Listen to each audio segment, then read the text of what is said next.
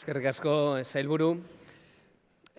Gaurko jardunalari ekiteko beraz, sailburuak irekira egin ostean, gaurko egunaren programa diptiko batean jaso izango zenuten, emailez ez bada ere eskuan izango duzu dagoeneko, jakin badakizue dagoeneko gaur 3 ponentzia izango ditugula, goizeko lehenengo zatean, 11:30 aldera arte, eta ondoren kaferako etentxo bat egin ostean 12:00 itzuliko garela, eta handik bueltan 3 esperientzia honen berri izango duzuela. Horixe da gaurko programa, esan bezala, hortxe atzean goiburua, familia, eskola eta komunitatearen arteko harreman esparrua goiburupean.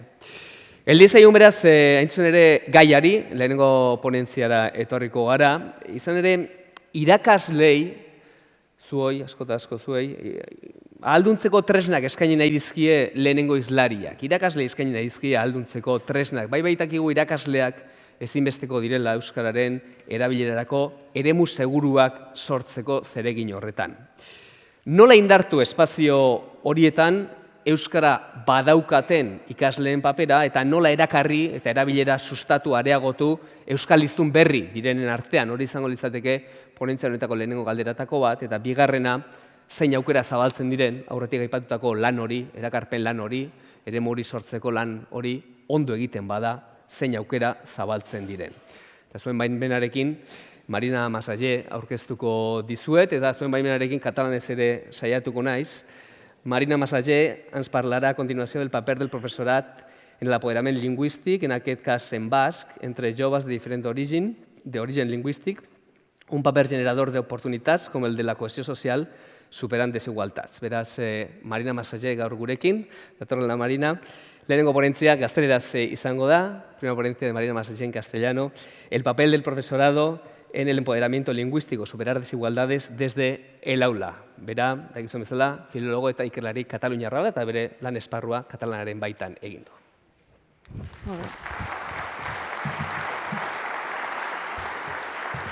Eskerrik asko, moltes gràcies per la presentació. Egun on. Bien, estoy muy contenta de estar aquí hoy con vosotros hablando de uno de los temas que me interesan, que son las desigualdades y concretamente las desigualdades lingüísticas y cómo desde las aulas, y no solamente desde las aulas, sino desde fuera de las aulas, es decir, desde una perspectiva de comunidad educativa, podemos contribuir a revertirlas y a superarlas. Hoy hablaremos de desigualdades lingüísticas, de qué son, a quién afectan y cómo podemos superarlas. Antes de empezar, es importante que tengamos en cuenta una cosa que para muchos es obvia, pero que a veces de tan obvia nos olvidamos, que es que la lengua es mucho más que un instrumento de comunicación.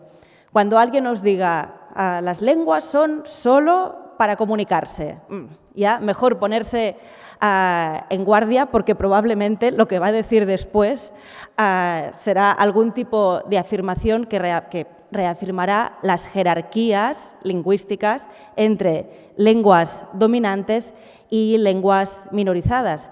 Porque ¿qué pasa? Si las lenguas son solo instrumentos para comunicarse, con las lenguas dominantes ya tenemos suficiente. Si tú niegas el valor identificador de la lengua, niegas también las jerarquías entre lenguas, es decir, entre hablantes. ¿Por qué? Porque si son solo herramientas para comunicarse, pues si nos entendemos todos, las otras lenguas, las lenguas que no son las dominantes, sobran.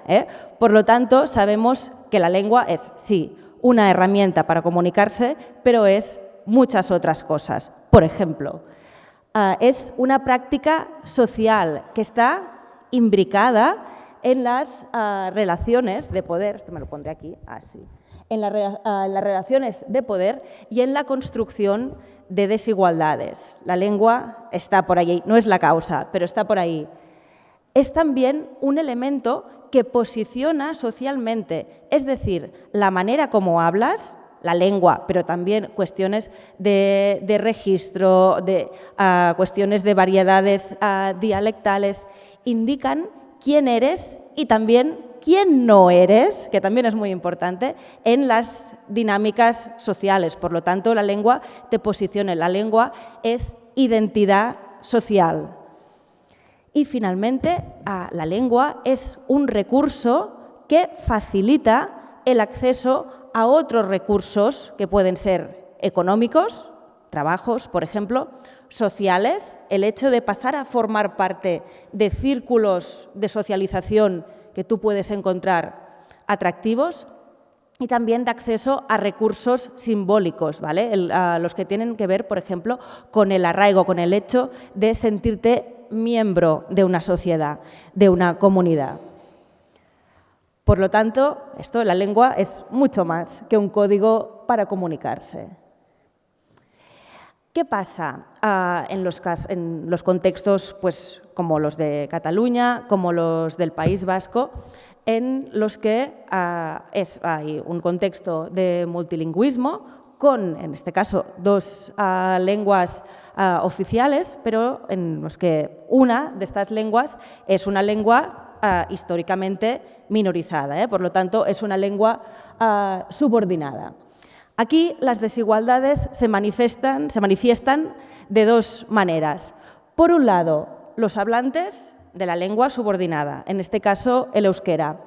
A pesar de la oficialidad, ¿no? Y a pesar de tener teóricamente los derechos garantizados, lo que nos encontramos es que estos hablantes no siempre pueden utilizar el euskera, en este caso, con total libertad. Muchas veces tienen pues, agravios, dificultades para hablar la propia lengua en el propio territorio. Por lo tanto, no están en pie de igualdad con los hablantes, en este caso de castellano, como lengua dominante. Pero no solo eso, las desigualdades lingüísticas también afectan a otro perfil de hablantes, que son, en este caso, las personas que no hablan la lengua subordinada porque no la han aprendido en casa, porque no la han aprendido en la escuela, después hablaremos de eso. ¿Qué pasa en estos casos? Tienen dificultades de acceso a la lengua subordinada, que es una lengua, un código lingüístico que pueden necesitar y que de hecho necesitan en algunos momentos de su vida pues, para estudiar comprendiendo bien todos los contenidos, todo lo que les están explicando, para ejercer según qué tipo de profesiones y, en definitiva, para moverse por las dinámicas sociales, en este caso pues del País Vasco, sin limitaciones y, por tanto, con libertad. ¿Qué indica eso? Que las desigualdades se viven desde las dos perspectivas. En un caso, por no tener plenamente garantizados los derechos lingüísticos y, en otro caso, por posibles dificultades de acceso a un recurso lingüístico valioso, que es, en este caso, la lengua subordinada, cuando está en un proceso de normalización, que es en estos casos en los que se le aumenta el valor, como es el caso del euskera. Por lo tanto, cualquier proyecto de normalización lingüística tiene que orientarse hacia la doble emancipación, tanto de los hablantes de la lengua subordinada como de las personas que no la hablan, pero tienen que empoderarse para acabar siendo hablantes activos de esta lengua. ¿Por qué las desigualdades lingüísticas importan? Yo soy muy partidaria de hacer entrar la perspectiva lingüística dentro de los ejes de opresión y, por lo tanto, de emancipación. Entender la lengua como una parte más de lo que se suele llamar, ¿no?, interseccionalidad. ¿Por qué son importantes las desigualdades lingüísticas? Pues porque tienen consecuencias en la vida de las personas, en su bienestar. No es solamente un tema de derechos desde un punto de vista, digamos, jurídico, es una cuestión del bienestar de las personas, de poder vivir en tu lengua, de su forma de estar en el mundo y de su desarrollo en sociedad. Y además, no lo perdamos nunca de vista, las desigualdades lingüísticas, como la lengua, como ya hemos dicho, está imbricada en las relaciones de poder, suelen ir conectadas con otras formas de desigualdad política, económica y social. Veamos un ejemplo. En este caso es un caso sacado de un contexto como el que es Cataluña, que es un poco distinto del País Vasco, pero cada vez tienen más puntos en común y cada vez que vengo al País Vasco lo veo más claro. Es el caso de Sumana. Es una chica que yo entrevisté para mi tesis sobre distintos perfiles de no catalán hablantes en Cataluña. Cuando yo la entrevisté tenía 18 años y estaba cursando segundo de bachillerato en un instituto del centro de Barcelona, pero de un barrio con mucha inmigración. Para poneros en contexto, Sumana había llegado desde la India a Barcelona con 13 años, ¿vale? O sea, habían pasado 5 años desde que ella llegó y yo la entrevisté. Y ella, en la entrevista, me contaba eso, ¿eh? Fijaos que mezcla mucho catalán y castellano, pero es que veréis las circunstancias en las que he aprendido estas lenguas.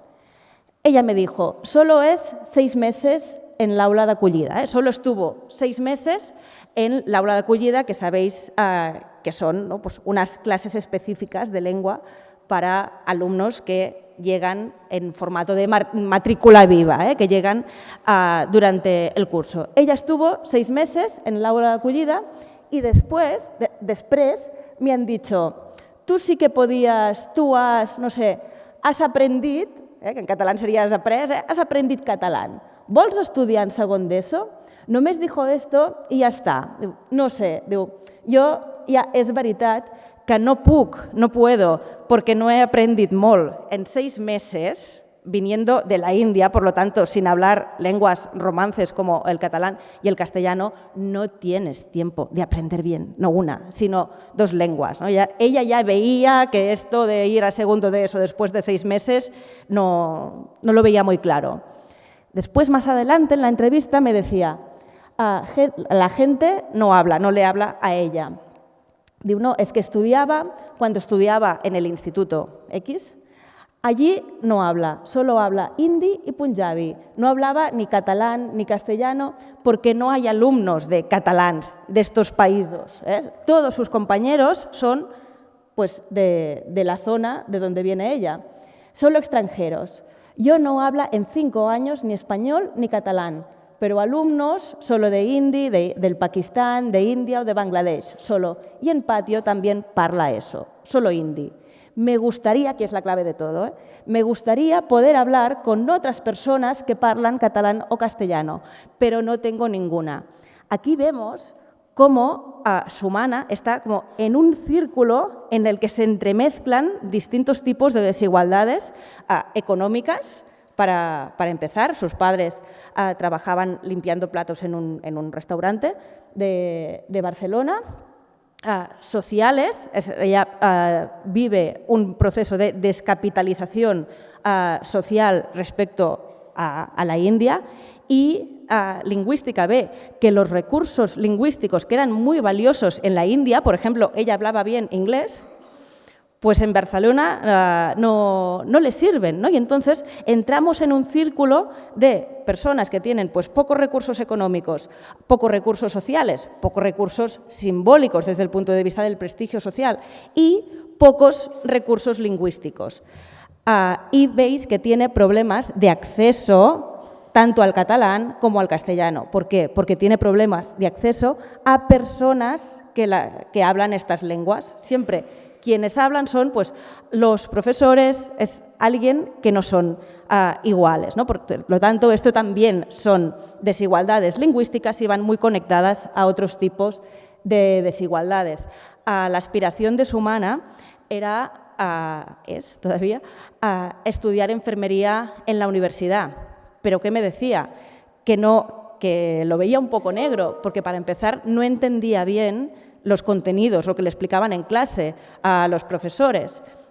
Por lo tanto, en este caso, aumentar sus recursos lingüísticos y conseguir que tuviera gente para practicar catalán o castellano sería una manera de romper este círculo de desigualdad, de empezar a romper, de desigualdad y de descapitalización. Más recursos lingüísticos, más recursos sociales. Si puedes entrar después, por ejemplo, a enfermería puedes tener mejores trabajos, ¿vale? Por lo tanto, es esto, ¿eh? Todo va muy conectado. A ver, me han dicho que sí. Aquí. Muy bien. ¿Qué es? Ahora partimos de la desigualdad. ¿Qué es el empoderamiento lingüístico que afecta tanto a hablantes de la lengua subordinada como a personas que no la hablan, pero querrían hacerlo? En este caso, partimos de la falta de poder lingüístico, lo que en inglés es linguistic powerlessness, que es la limitación de elección lingüística, ¿vale? Por lo tanto, es la falta de libertad lingüística. ¿Por qué?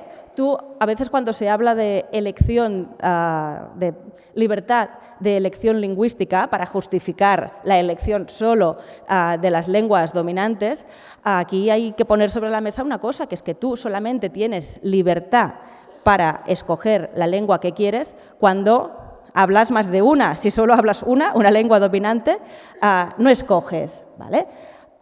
Entonces, esta falta de poder lingüístico, esta falta de libertad para escoger la lengua que tú quieres hablar o que se supone que tendrías que hablar en una determinada situación, las consecuencias son impotencia, incapacidad, desempoderamiento, posibles causas.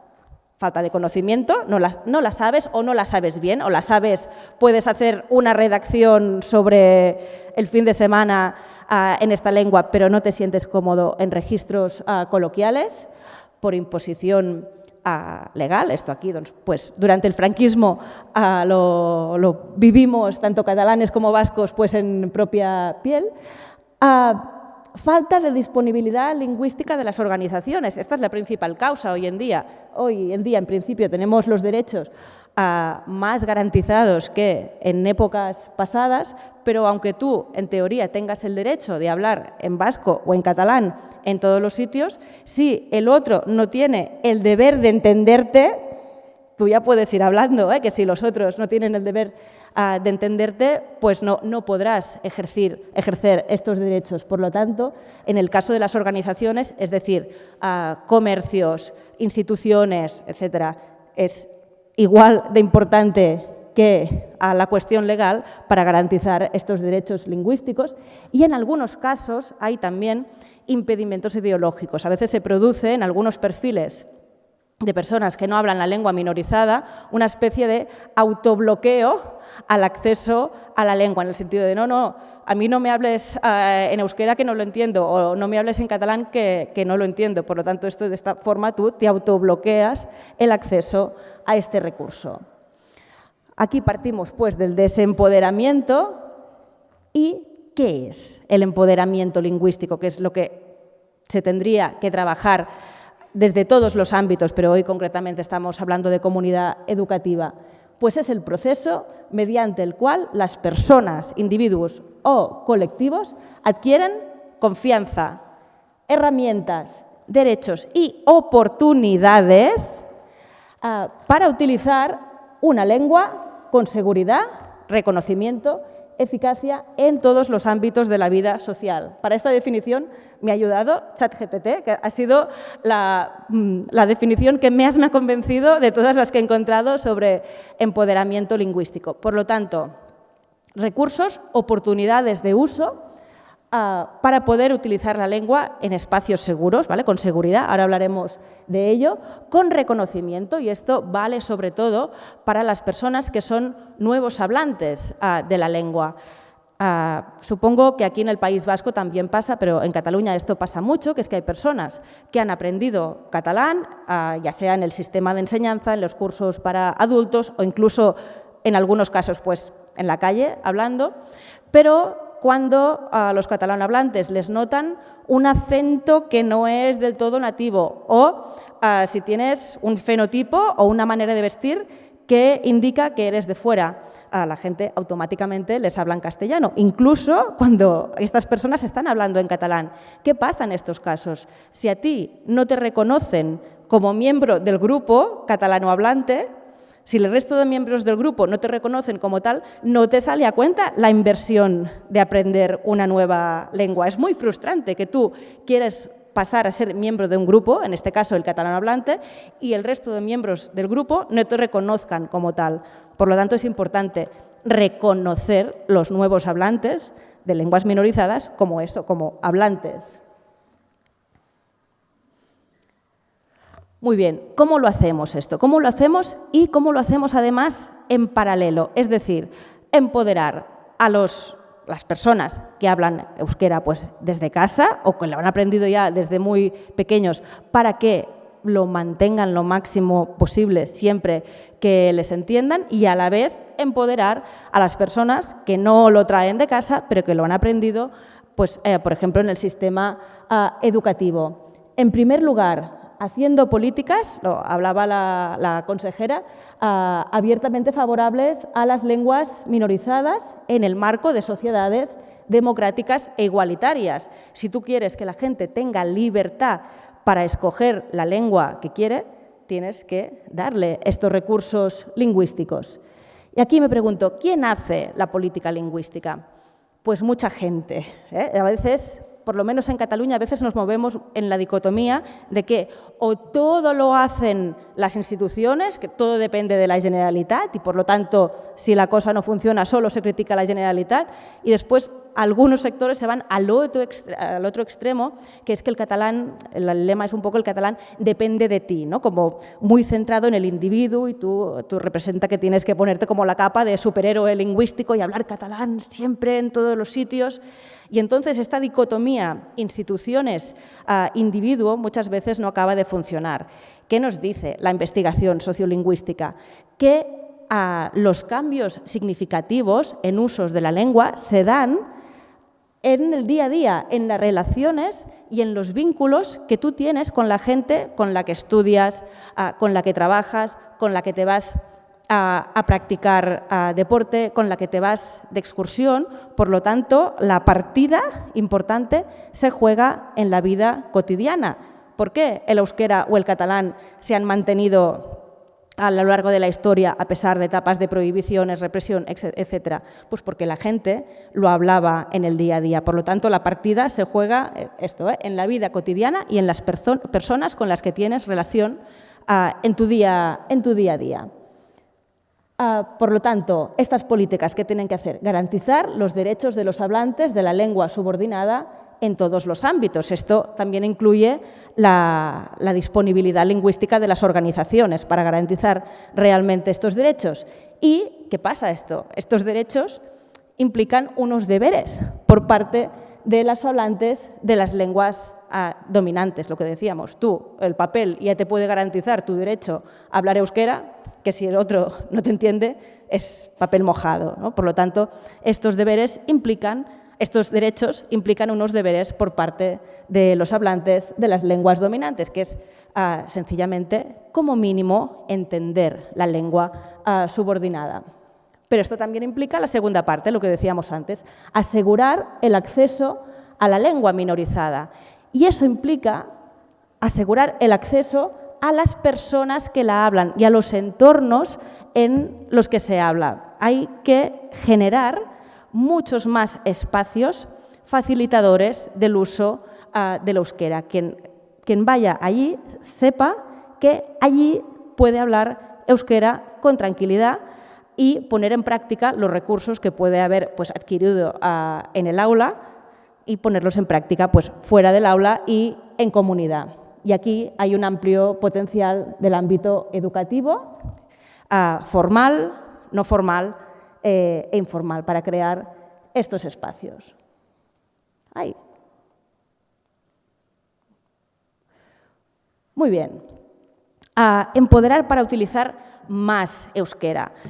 No hay nadie que llegue a un sitio sin hablar nada de la lengua y pase de no hablar nada a hablarlo de forma habitual. ¿Cuál tiene que ser la aspiración? Conseguir que todos los hablantes utilicen más el euskera en función de su punto de partida.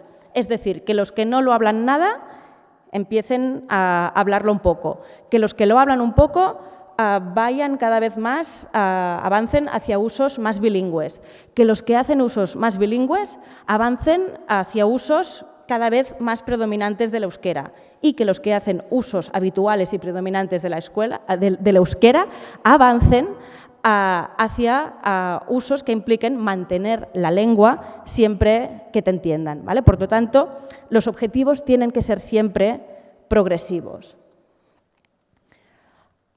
Multiplicar los entornos facilitadores del uso del euskera. Pueden ser espacios ya existentes, espacios en los que tú sepas que allí se habla euskera, o creados ad hoc para practicar la lengua. Los objetivos tienen que ser explícitos, que son revertir la minorización lingüística y a la vez la segregación social, para que no haya casos como los de Sumana, O sea, la cuestión lingüística, o sea, la política lingüística de promoción de las lenguas minorizadas y la cohesión social tienen que ir siempre, siempre, siempre de la mano para conseguir estos procesos doblemente emancipadores. De un lado, para los hablantes de lenguas subordinadas y del otro, para los que no los hablan, pero quieren este recurso lingüístico para circular socialmente sin limitaciones. Importantísimo, conseguir vínculos entre distintos perfiles de hablantes, es decir, hablantes de toda la vida, para entendernos, y nuevos hablantes, si puede ser, a partir de retos, intereses y objetivos comunes.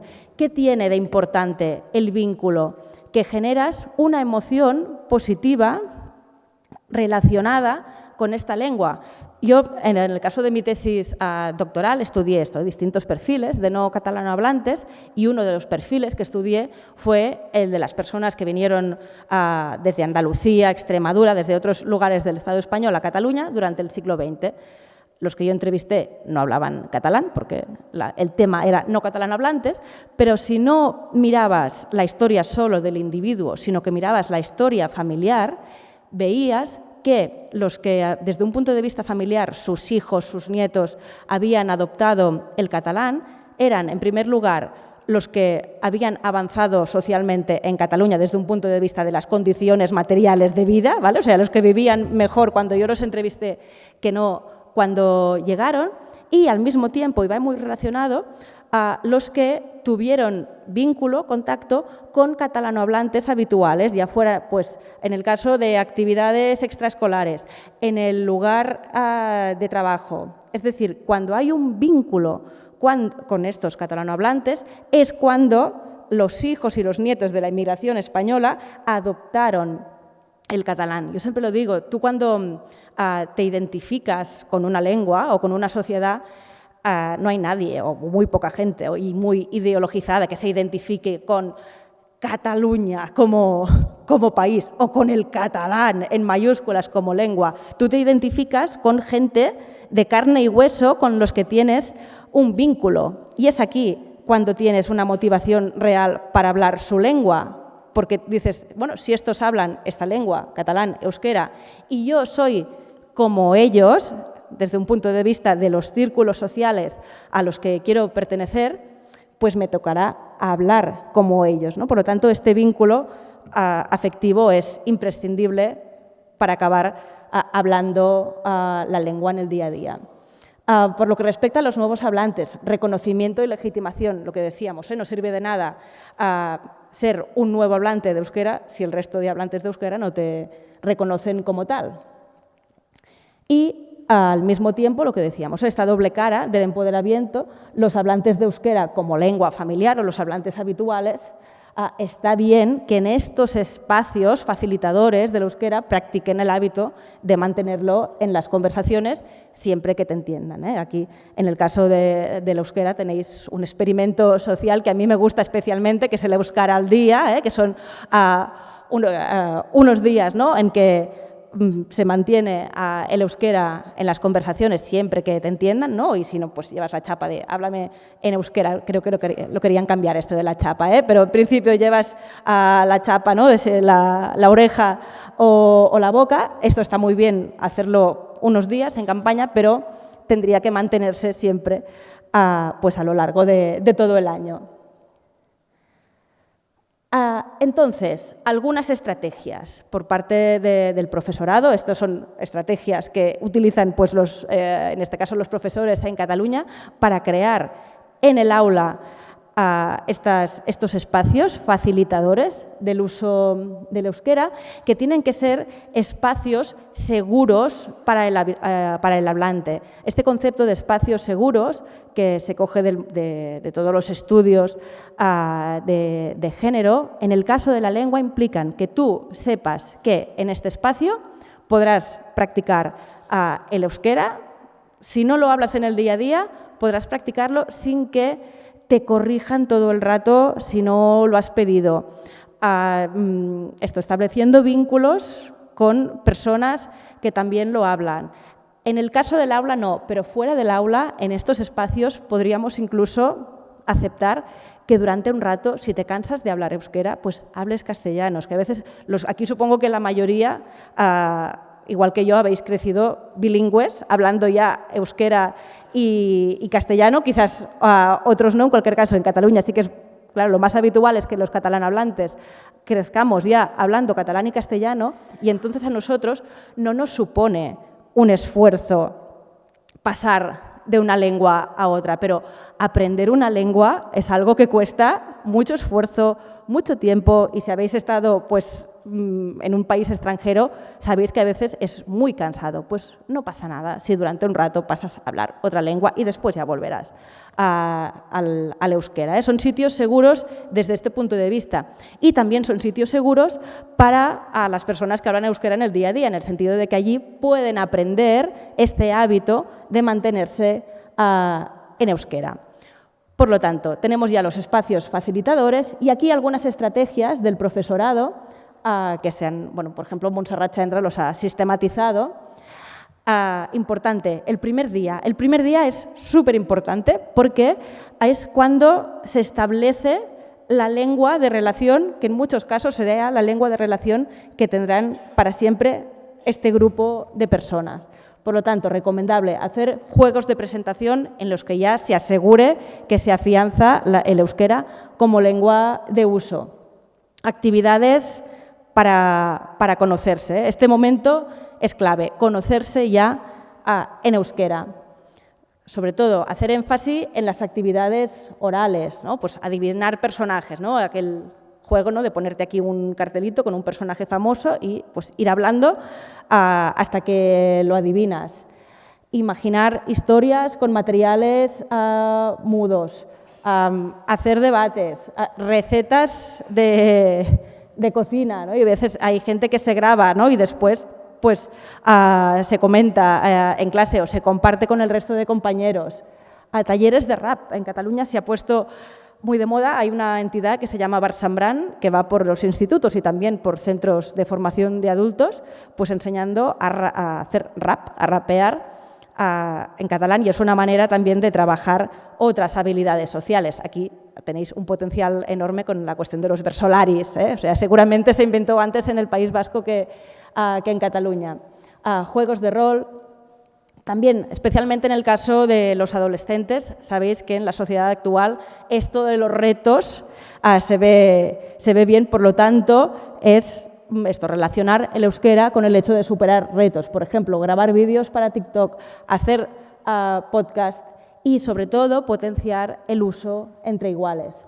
En los casos en los que haya un buen porcentaje de alumnos que hablen euskera en casa o que lo hablen bien, pues se pueden hacer esto, parejas lingüísticas y designar, por ejemplo, esto se ha hecho en algunos institutos en Cataluña, un padrino lingüístico, una pareja o alguien incluso de algún curso mayor que te ayude cuando llegas a practicar el euskera, y así también se refuerza el vínculo.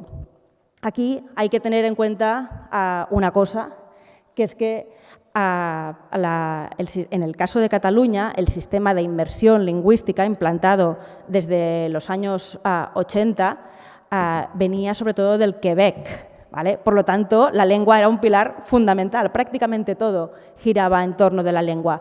¿Qué ha pasado con todos los movimientos más recientes de renovación pedagógica, que están muy bien desde muchos puntos de vista, pero vienen sobre todo de los países nórdicos, de Finlandia, de Noruega, y allí la cuestión de la lengua ya se da por descontada, se da por hecha, por supuesta, y por eso en contextos de minorización se ha adaptado pero sin tener en cuenta realmente el peso y el eje fundamental que tiene que ser la lengua. Esto se ve, por ejemplo, en cosas como que tradicionalmente el profesor era el centro, el único, el que hablaba y el irradiador de conocimiento. ¿Qué pasa? Con estos movimientos de renovación pedagógica cada vez se trabaja más en grupo. Esto tiene un impacto lingüístico brutal, porque si la mayoría de alumnos tienen el castellano como lengua en sus casas o incluso otras lenguas y el castellano es como la lengua franca, si no te pones como las gafas lingüísticas, si no tienes en cuenta la perspectiva de lengua a la hora de trabajar todo eso, es muy fácil que se acabe hablando en castellano y, por lo tanto, no se refuerce el conocimiento y el uso del euskera. Por lo tanto, es importante incluir esta perspectiva de lengua cuando aplicamos la renovación pedagógica. Y, finalmente, aquí un testimonio de una actividad, en este caso era de cursos para adultos, pero de cómo crear estos espacios seguros para el uso, en este caso del catalán, unos espacios seguros en los que se refuerzan conocimientos de la lengua, hábitos de uso, prácticas orales y vínculo entre personas que la hablan habitualmente y personas que la están aprendiendo. Aquí, en este caso una profesora de catalán del Consorci por la Normalització Lingüística, nos decía en una entrevista que hicieron una actividad muy exitosa. Un grupo de teatro entre alumnos de catalán y personas de un grupo de teatro que había pues, en el pueblo donde se hizo esta actividad, este vínculo. Hicieron un grupo de teatro entre no catalano hablantes o gente que lo estaba aprendiendo y personas del grupo de teatro amateur que hablaban catalán habitualmente. Y la idea era pues, que las personas pues, extranjeras de las clases y de los participantes del voluntariado por la lengua, de las parejas lingüísticas, hacer un grupo de teatro, también con el apoyo de personas voluntarias que estaban en el mundo del teatro amateur.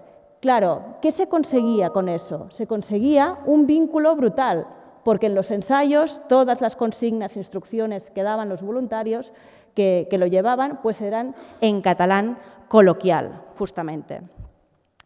Y bien, esto es lo que os quería decir yo. La idea que me gustaría que quedara de la charla es que cuando trabajamos lengua, cuando trabajamos y creamos estos espacios facilitadores del uso del euskera, ya sea en el aula o ya sea fuera, en actividades extraescolares, deportivas, etcétera, no solamente estamos haciendo una labor lingüística, que también, sino que estamos haciendo una labor desde un punto de vista social y de potenciación de esta cohesión y de superación de desigualdades.